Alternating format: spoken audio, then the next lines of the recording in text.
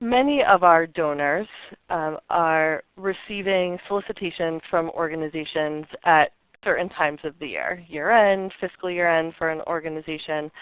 As they're going through all of these solicitations and trying to decide where to apply their impact, what advice do you have for them on how they can focus their responses? And how can donors then use this tool in order to be more effective? Sure. I have a few pieces of advice. So one is, in general, to pick the issues you care about with your heart, but to pick the organizations with your head. So, we're offering a lot of data here. We're suggesting that it's possible to be rational and thoughtful about giving. But ultimately, beneath all of this, this is a human expression of the best of human values. And so we always want to remember that. A second, but that doesn't mean that you can't be really rigorous when it comes to picking, do I give to organization A or organization B? And that's where GuideStar's tool, we think, really can be especially helpful. Another piece of advice is, to think about your budget for giving, which donor advice funds can sometimes make much easier because that experience can be pulled together into a single interface. And then set aside a small amount for those gifts that you just feel an obligation to give, whether it's your nephew who is running a race or your alma mater or whatever it may be. And maybe that's a small percentage. It might just be 10% of your giving. But don't feel guilty about just being responsive about that 10%. But that then leaves you 90%, or whatever the right proportion is for you, to be really proactive about. And instead of just responding to solicitations, to go out there and to give in a way where you feel like you have control. But to do that, you need to be willing to take a little bit of time to look around, and we hope the tool makes it easy to do that. And more than that, we hope it's fun. You're bound to find something that you didn't know was out there, and that could be a really interesting process. And so we just have to come up with the right balance between being reactive, paying attention to those organizations that are approaching us, while also being proactive enough to make really intentional decisions. I think that's great advice, and I'm sure helps donors then decide, being both proactive and reactive, on how to apply, not only their treasure through making an impact with their dollars, but their time and their talents as well. Absolutely. So for the donors then who are, on this journey of looking at the organizations they've been interested in more deeply and understanding new organizations, can you help them with maybe a few tips on how they can make an impact with their giving, both now as well as in the future?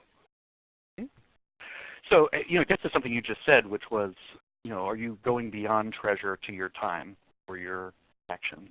So, for example, a nonprofit that you've followed for many years that has seen declining revenues.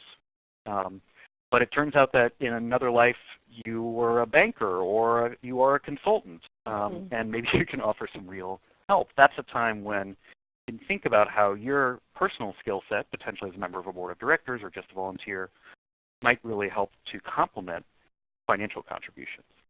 Then there are going to be other times where you just want to make a gift and be done with it. You trust the leadership. You know that they've got a plan. And so I think it's just worth being intentional about how you want to use your own time. And maybe that's just you're giving to 20 organizations, but you're only picking one where you think your skills are really helpful. So that's one thing I'd mention.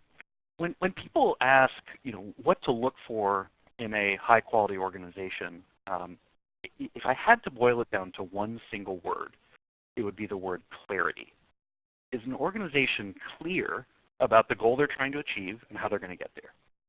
And do the aspects of their organization that you might be able to find on a GuideStar profile, for example, what metrics that nonprofit chooses to use, or how they describe their goals and strategy, does it evoke a sense of clarity, or is it kind of muddled? And the thing is, it can be very easy for a nonprofit to try and do too much because there are so many problems and opportunities that we face in the world. But we strongly suggest that nonprofits have an obligation to themselves and their donors to be as clear as possible about how they're going to try and use their resources to make a better world. And that to us is the essence of strategy. And so that's another piece of advice. And then, another one is to be comfortable with what gets you excited. So, for example, some people really prefer giving to small organizations. They can sometimes feel like they're having a bigger relative impact to the organization, or feel that they're part of something new or that's very intimate, connected to the community. Whereas other donors are going to feel more comfortable giving to an established organization that has true institutional scale and capacity. And both of those are fine. What really matters is that you're being thoughtful about it, and that you are giving in a way that is aligned with that organization's approach. And that kind of gets to a final piece of advice, which is to be compassionate to the people who work at nonprofits.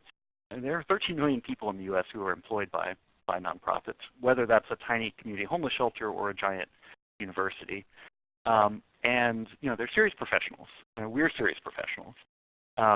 And so to be thoughtful about the time that you might ask of a nonprofit, if you want to, say, go do a tour of a facility, and you've got 5 people giving you a tour, and then you give them a $50 donation, that really wasn't worth their time. So just to be thoughtful about the time that the people who are devoting their lives to making a better world spend working with donors, and the decisions they make and the often very constrained resources that they have to try and tackle really hard problems.